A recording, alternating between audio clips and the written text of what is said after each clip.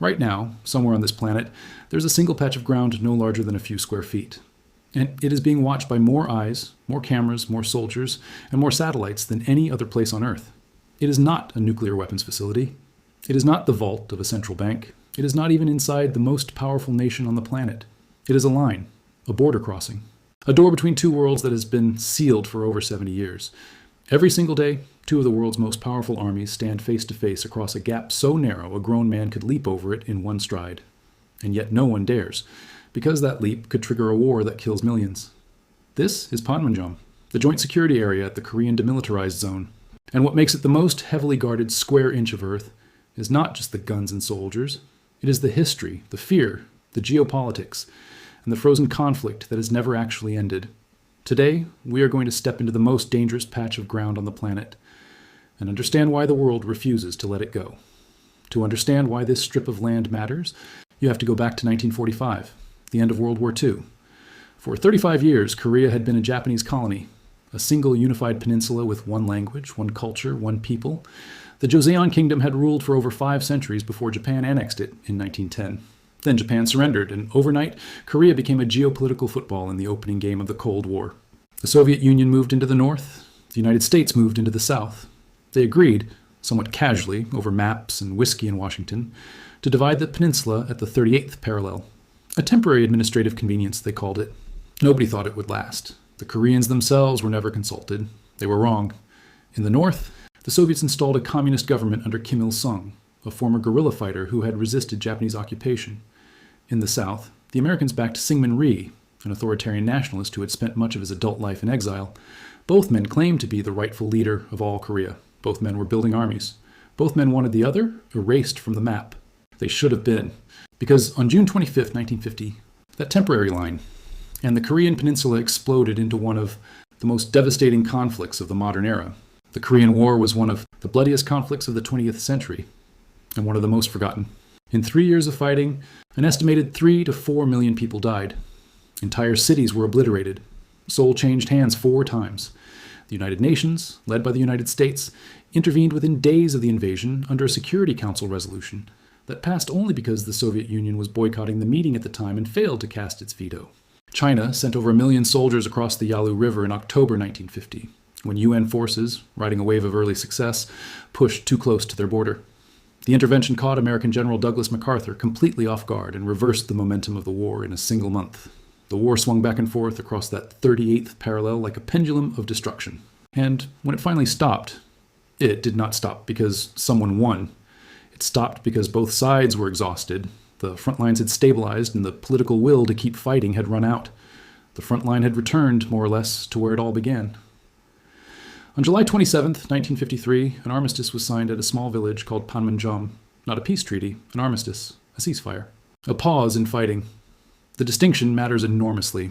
Technically, the Korean War has never ended.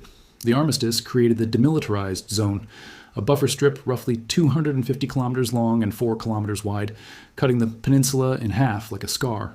No soldiers were supposed to enter it, no weapons, no military activity. Hence the name, demilitarized. The reality, as with so many things in the DMZ, turned out to be the opposite of the name. But at the very center of this zone, one specific location was kept accessible for continued negotiations, the joint security area at Panmunjom, a small cluster of buildings straddling the exact borderline, where representatives from both sides could meet face to face to discuss. And it is here, in this 800-meter wide circle, that the Cold War never truly ended, where the tension is not historical. It is alive, present, and armed to the teeth. The buildings in the JSA sit directly on the military demarcation line. There are conference tables inside these buildings where the border literally runs through the center of the room.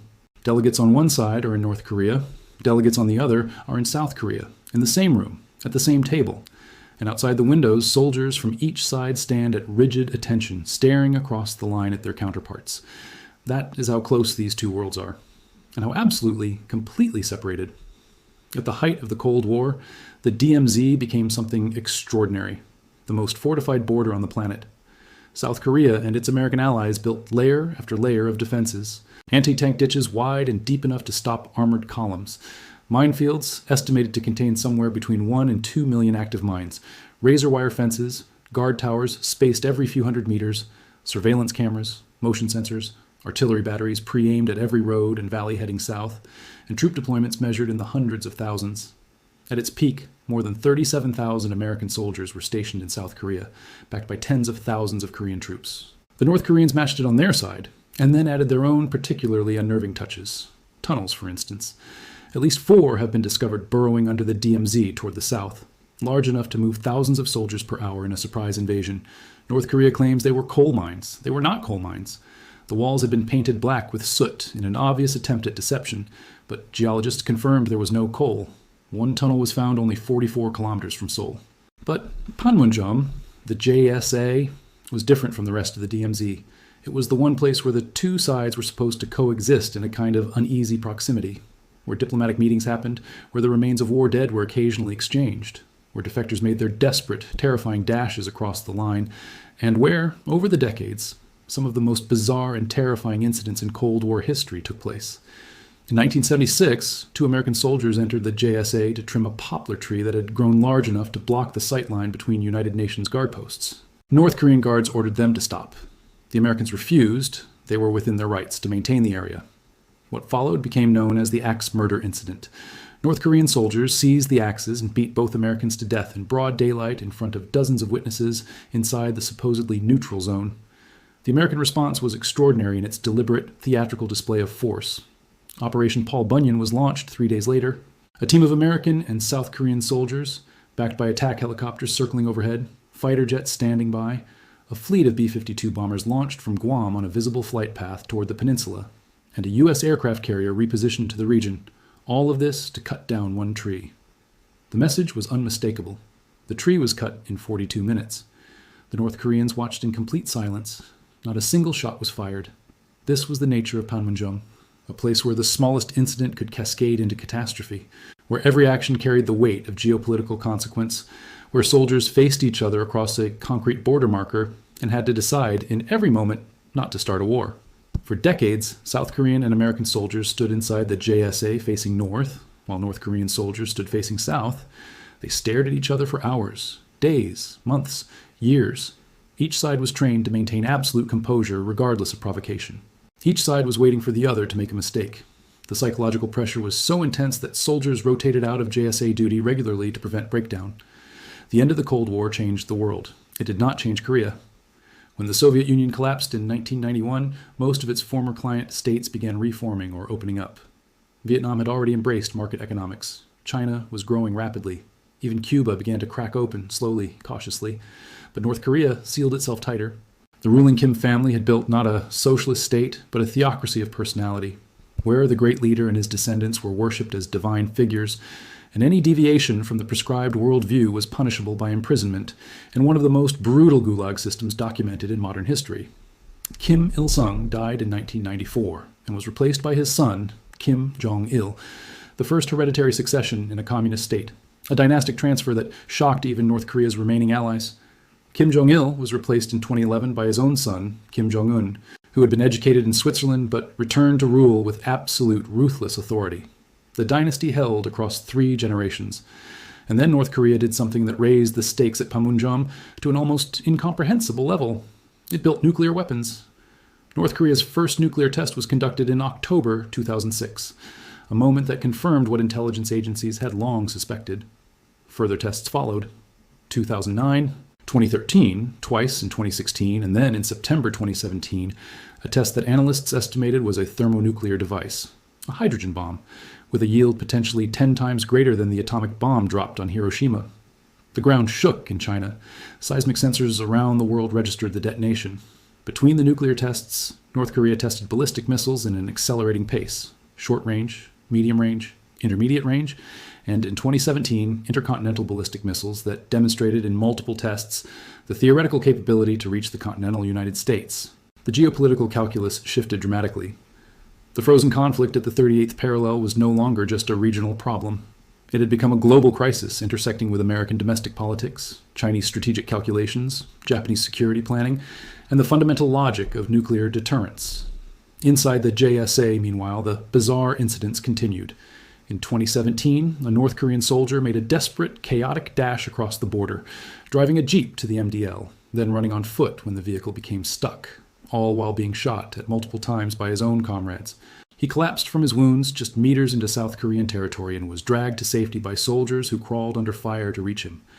Surgeons who operated on him found his digestive system riddled with parasites, evidence of the chronic malnutrition and inadequate sanitation that affected ordinary North Koreans, while the regime spent its resources on nuclear weapons. Then, in the spring of 2018, something genuinely unprecedented happened. Kim Jong-un walked across the military demarcation line at Panmunjom.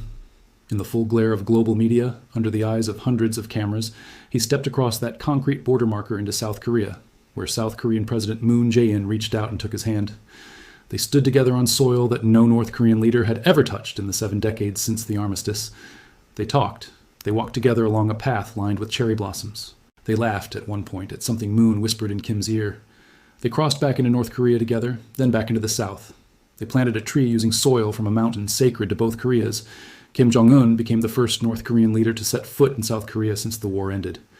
The images traveled around the world in minutes. A few months later, U.S. President Donald Trump met Kim Jong-un at the same location at Panmunjom, and then crossed the border himself, stepping briefly into North Korean territory, shaking hands with the man his own administration had been threatening with fire and fury just months earlier.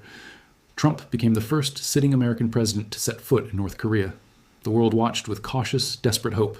Summit meetings followed in Singapore and Hanoi. The rhetoric softened to a degree that would have been unimaginable in previous years. There were promises of denuclearization, of new relationships, of connection between families that had been separated for 3 generations. But behind the symbolism, the substance failed to materialize. The Hanoi summit collapsed abruptly when the two sides could not agree on the terms of any deal.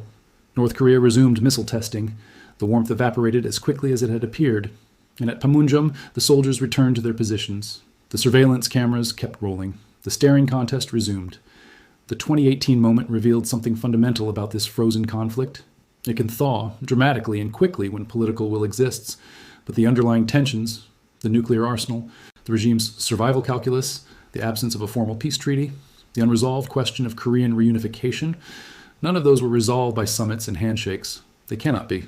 They require a depth of mutual concession that neither side has yet been willing to make. The Korean DMZ and Panmunjom are not a Cold War relic gathering dust in the Museum of History. They are a living, breathing lesson in how conflict endures when the conditions that caused it are never resolved, only frozen. There are an estimated 10 million Koreans with direct family members on the other side of that border, parents, children, siblings, separated by a line they cannot cross. The last inter-Korean family reunion program, which allowed brief, tightly controlled meetings between elderly, separated family members, was held in August 2018. It has not been repeated since.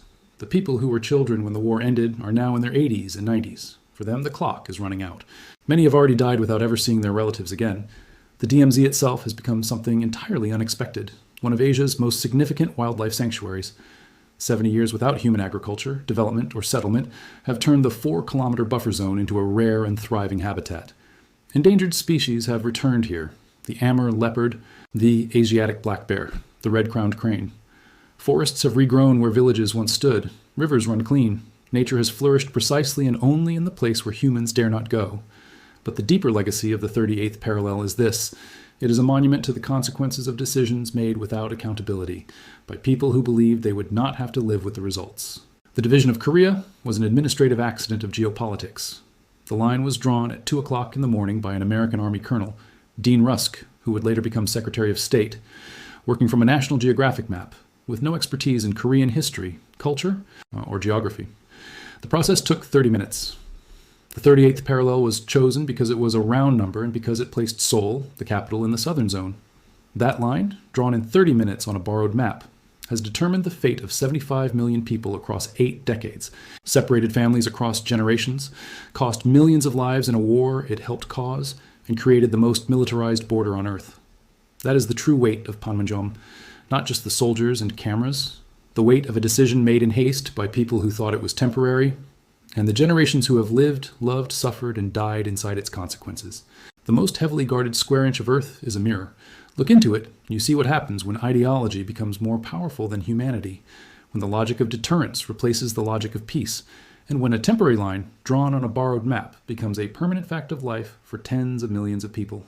Korea is not an exception to history. It is history at its most concentrated, its most honest, and its most revealing. It shows us exactly what we are capable of, both in destruction and in stubborn, enduring hope. If this story made you think, share it with someone who needs to understand why geopolitics is not abstract. It is real. It is personal. It is families at reunion centers weeping over photographs of relatives they have not seen in 60 years. Subscribe, because the world is full of lines like this one, and someone has to explain them.